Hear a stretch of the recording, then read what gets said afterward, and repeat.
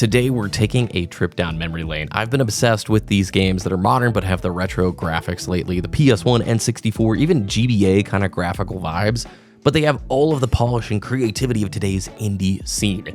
Each one of these games is making me feel like a kid again, sitting on the floor, controller in hand, big CRT in front of me, and I'm just immersed in a world of simple but addictive gameplay. So let's start with Lunistice. This is a $5 game. It's on Steam. I think it's on Nintendo Switch as well, and it is a freaking awesome 3D platformer. This reminds me every time I'm playing it of when I was a kid, going to Sam's Club. We didn't have Costco, it was just Sam's Club, and there was a kiosk with Dreamcast set up, and I think they had like Crazy Taxi, but I remember standing there while my parents are shopping for like paper towels and like 1,000 boxes of whatever, you know, Sonic Adventure.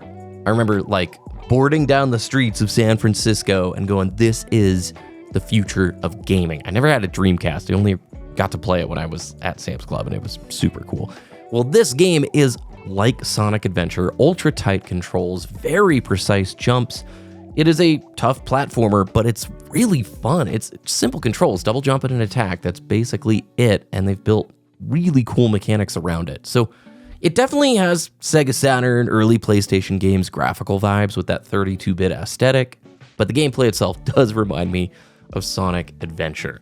Different levels, every level has a different environment, collectibles in there, so you are encouraged to explore, and the soundtrack. The soundtrack is so good. It just is pure fun, and it's one of those games for $5. You can decide if 2 hours is not enough for this kind of an experience. For me, I love these short games that are just really incredible experiences. So hats off, Lunistice is super cool. Next up is a game I haven't talked about here in a long time, the boomer shooter Dusk. This is old school, fast-paced shooting with old school weapons, shotguns, crossbows, sickles. It's really, really fun. The game emphasizes speed, strafing, and quick reflexes. You've got that retro low poly graphics reminiscent of 90s shooters, but it's got that dark atmospheric environment and the horror themed aesthetic that these low poly graphic styles just really lend themselves well to. There are 3 distinct campaign episodes, multiplayer modes, and a killer soundtrack by Andrew Holsholt that perfectly captures the game's intense vibes, and it's got a lot of replayability. Difficulty settings, secrets, mod support that keeps players coming back. I know the whole boomer shooter like scene is something I haven't talked about on the channel in a long time. I remember playing Dusk years ago when it came out. Really enjoyed it. It was one of the only FPS games I've ever gotten motion sick playing, and I think part of it's like the view bob, so just if you're sensitive to that, be aware. And I think this one, in addition to Steam, is also on the Nintendo Switch.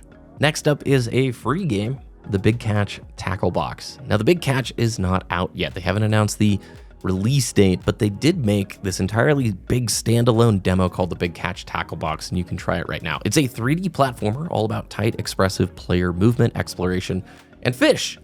And in addition to inheriting the best parts of the retro and modern platformers, the Big Catch Tacklebox is designed to be something fresh and new, but it's got that lovely retro vibe. The artistic style is basically a PlayStation 1 game that I would have been obsessed with when I was younger. You play as the fisherman Castor, and you have to go out there and save their restaurant, the Big Catch. And Castor goes out in search of ingredients to spice up the menu of the restaurant and to bring in new customers. It's a game where they prioritize flow and momentum. Sliding, kicking, spinning, there's so much crazy movement tech in this game, and the skill expression is huge. What's really cool too is it's going to take you about 5 or 6 hours just to beat the Big Catch Tacklebox, the free demo. Music's amazing, gameplay is incredible, visuals are awesome, and they've got this really cool filter that does make it look like you're playing the game on an old CRT. I love everything about this. I mean, I'm showing my age here. PlayStation 1, PlayStation 2 stuff just really gets me excited, but there's something really nice when the gameplay is the pure focus and the artistic direction just backs it up. Next up is a game that I have been playing and recommending for a ton of years now, Faster Than Light, or FTL. This is a roguelike real-time strategy game. You manage a spaceship, you have a crew, and you have to make strategic decisions as you navigate through a hostile galaxy. The game combines real-time combat with turn-based strategy elements. It's got that minimalist retro pixel art style. It's a top-down view of the spaceship and the systems. It's got permadeath, randomly generated galaxies, various ships and crew members to unlock, and multiple endings based on your choices. This game is designed to be replayable at its core. It's a roguelike in nature, so random events and all sorts of decisions are going to come up. It is one of those games where you set out on a run to try and make it through all of the screens of the galaxy, then get through a big boss fight at the end.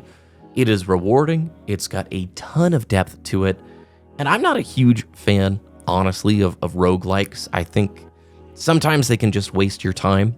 FTL is not that. This is one of those games that you spend a very small amount on, especially if you pick it up on one of the like winter or summer sales, and you can easily get 50, 60, 70 plus hours out of it. It is very rewarding if you like strategy games like this. It's also super funny because on higher difficulty, things can go wrong so fast. Your spaceship's on fire, you vented a crew member into space. It's ridiculous while you're being boarded by aliens and shot at the same time. It's a very cool game. I think you should check it out. And finally, we have Wargroove. Did any of you play Advance Wars when you were a kid or younger? It's a GBA turn-based strategy game.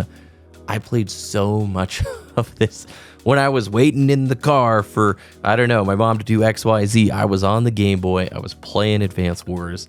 This is a really charming real-time strategy series. Now, Wargroove is basically the modern version of that. Yes, it's a little different, but honestly, if you look at the two side by side, it is very clear it is very, very much inspired by Advance Wars. It's got that charming pixel art, the vibrant colors, detailed character sprites, and alongside of it, you command an army in a grid-based combat tactical RPG setting. You capture buildings, you deploy units, and you use special abilities to outmaneuver your opponents.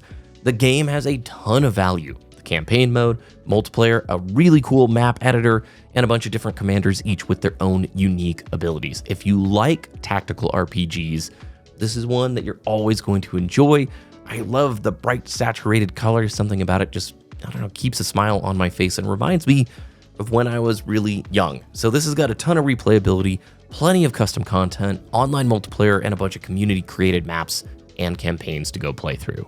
You know the drill. If you made it to this point in the video, I want to hear your recommendations of games that you are finding fun. It doesn't have to be retro, but I will give you plus 10 invisible imaginary kudos if they are, because I just love these modern games with the PS1 kind of style retro vibes. Right now, it's just so rad playing pure fun games that remind me of all the things when I was a kid, like why we played these games. There's no battle pass, microtransactions. It's just an experience that says, hey, buy the game, play the game, enjoy it, and then maybe move on.